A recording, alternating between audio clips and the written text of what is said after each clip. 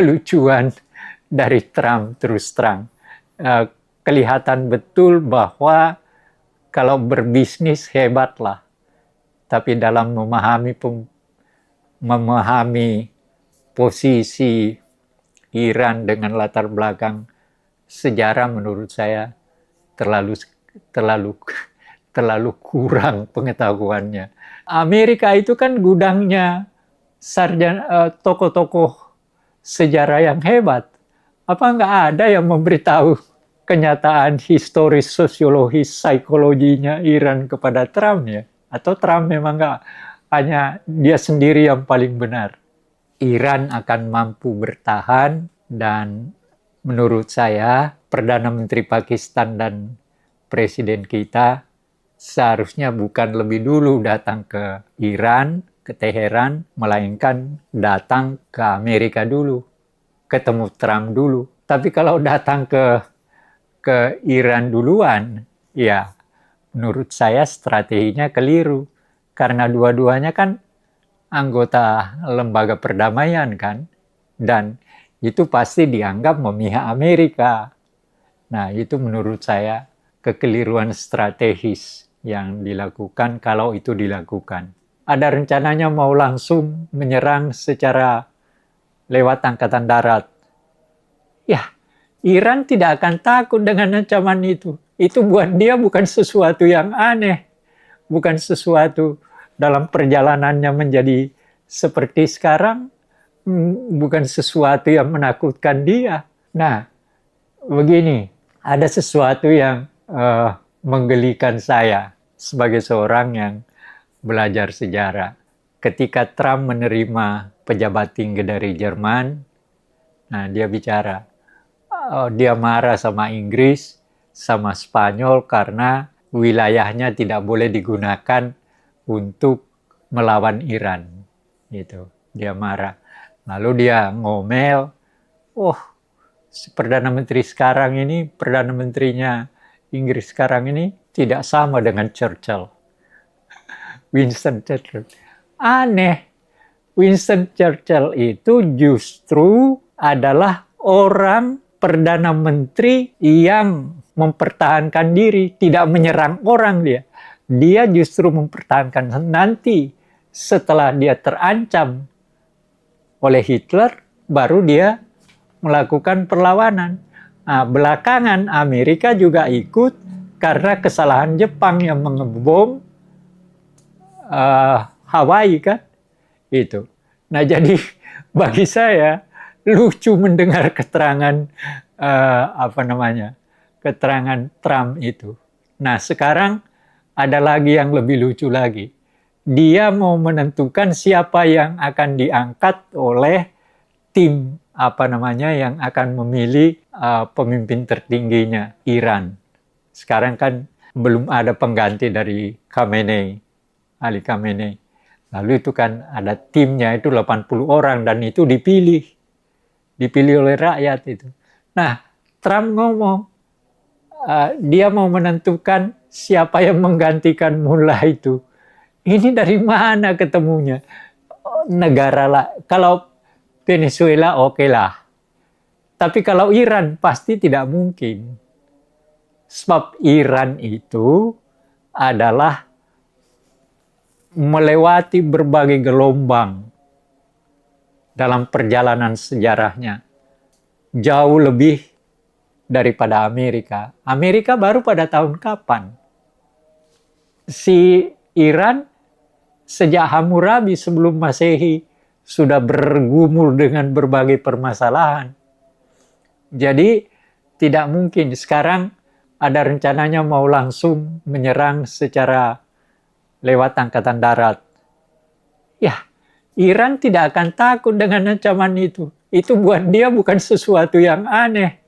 Bukan sesuatu dalam perjalanannya menjadi seperti sekarang, bukan sesuatu yang menakutkan dia.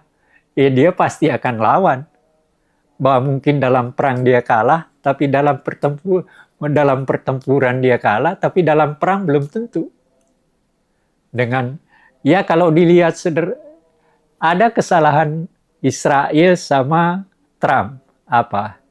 dia nganggap bahwa paling lama 1 minggu Iran itu akan hancur. Iya, apalagi hari pertama dia sudah bunuh sekian banyak orang kan. Makin yakin dia. Tapi apa yang terjadi? Justru dengan kematian dari pemimpin-pemimpin mereka, rakyat Iran malah melawan kan. Nah, apa artinya? Kembali kepada faktor historis psikologi yang kemarin saya katakan. Itu yang menurut saya Trump betul-betul heran saya. Tapi aneh juga. Amerika itu kan gudangnya tokoh-tokoh sejarah yang hebat. Apa nggak ada yang memberitahu kenyataan historis, sosiologis, psikologinya Iran kepada Trump ya? Atau Trump memang nggak, hanya dia sendiri yang paling benar? Itu. Nah, jadi saya kira menurut saya, dan saya yakin Iran tidak akan menyerah. Kan dikanali oleh Trump, Iran segera menyerah. Mana mungkin? Nggak mungkin. Tapi contohnya juga, sekarang Presiden kita Prabowo ditelepon katanya oleh Perdana Menteri Pakistan untuk ikut ketemu dengan Iran. Terbalik menurut saya, bukan mendatangi Iran dulu. Harusnya, dan dua-duanya ini kan anggota, baik Presiden Prabowo maupun Perdana Menteri Inggris, Perdana Menteri Pakistan kan anggota Dewan Perdamaian. Ya bagaimana bisa membujuk Iran dengan bahwa Anda duduk di situ bersama Amerika? Kan tidak ada logikanya. Apalagi sekarang Perdana Menterinya Pakistan mau ngajak ke Iran. Loh kok aneh? Anehnya di mana? Seharusnya yang didatangi dulu itu adalah Trump. Kalau menurut logika diplomasinya kan. Udah Iran sudah mengatakan saya tidak mau berdamai karena saya diserang lebih dulu. Sudah berusaha, duta besar Iran di Indonesia kan sudah mengatakan, kami tidak akan berdamai. Lah kita berdamai malah kita diserang. Gitu. Nah, ini yang kelucuan dari Trump terus terang.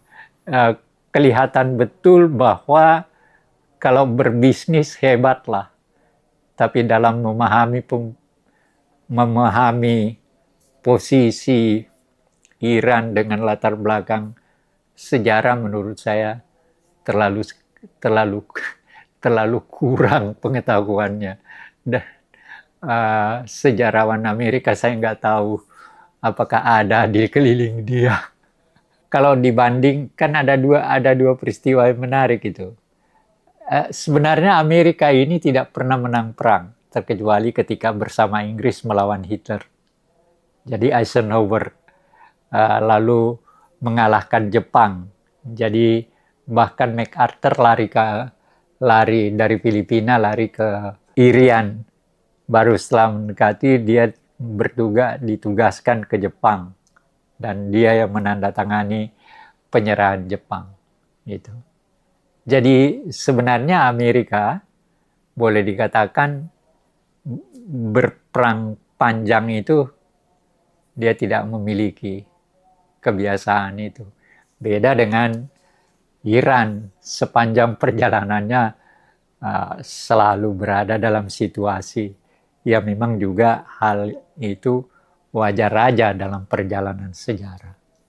Itu. Jadi saya melihat bahwa Iran akan mampu bertahan, dan menurut saya Perdana Menteri Pakistan dan Presiden kita seharusnya bukan lebih dulu datang ke Iran, ke Teheran, melainkan datang ke Amerika dulu, ketemu Trump dulu. Entah ada sidang perdamaian, lembaga perdamaian dibentuk itu.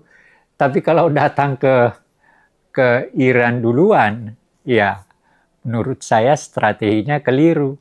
Karena dua-duanya kan anggota lembaga perdamaian kan.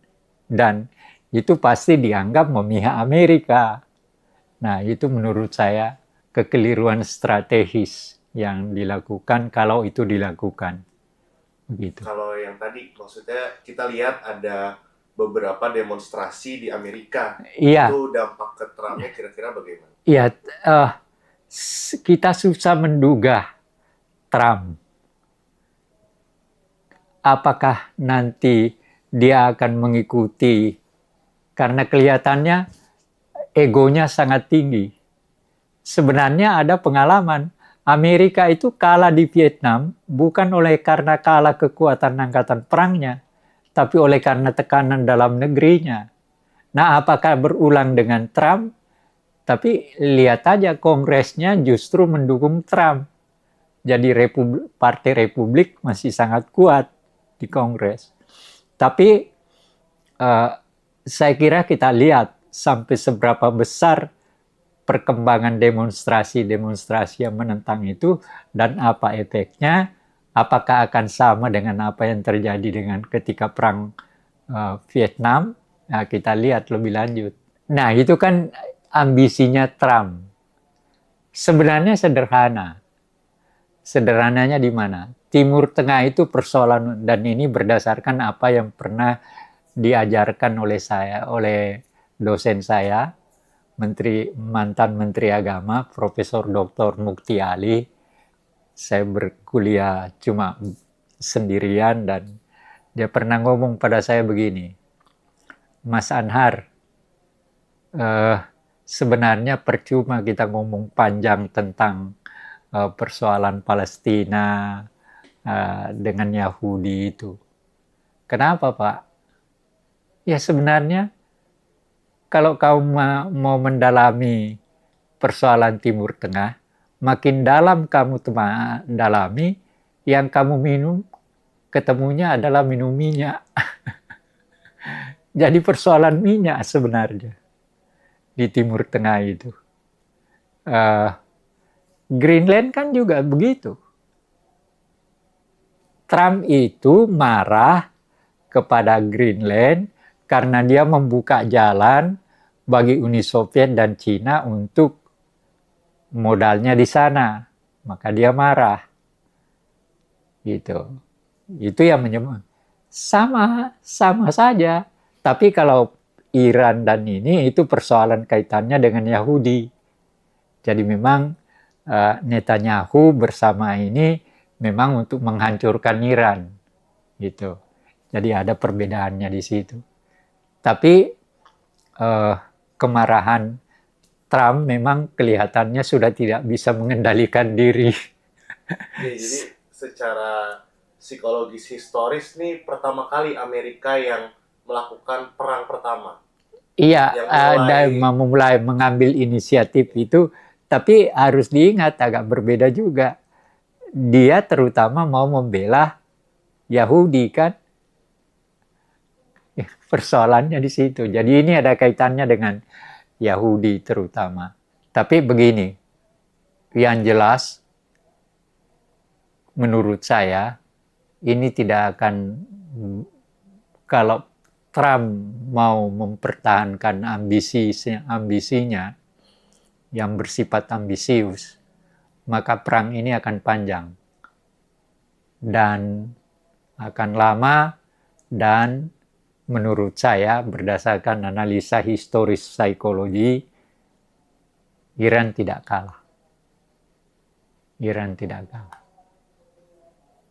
Ada suatu penyelesaian di mana Iran akan eksis dan Amerika akan tanda kutip malu. Apakah itu akan terjadi? Kita lihat perkembangannya lebih lanjut. Oke.